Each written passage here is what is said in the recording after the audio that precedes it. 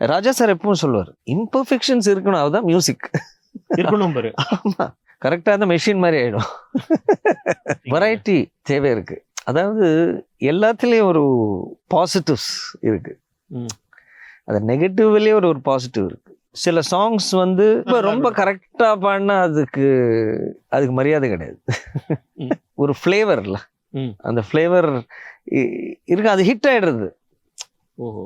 அது மக்களுக்கு போய் அது சேர்ந்துருது. சேர்ந்துடுது. இப்போவும் அப்படி பர்ஃபெக்டா இருக்கணும் எனக்கு கிடையாது. அப்படி ஜாலியா, So, இப்ப சுதி ஏன்னா கலைஞர் ஒரு ராவா, அந்த ஒரு ரா ஃபீல் இருக்கு இல்லையா, ஆமா. இந்த சில வாய்ஸஸ் கிடைக்கிற சில ஃப்ளேவர், அதுதான் நம்ம மியூசிக்கோட அழகு.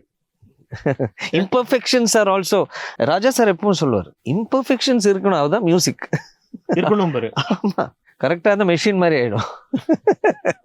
சுதி அப்படி கலைஞ்சாலும் அதுவும் ஒரு அழகு. அதுக்கு அந்த ஒரு நோட்ஸ் வந்து சேரும்போது, அந்த லைவ்ல பாடும்போது சில I am not saying that you have to be imperfect, அதுதான் அர்த்தம் இல்லை.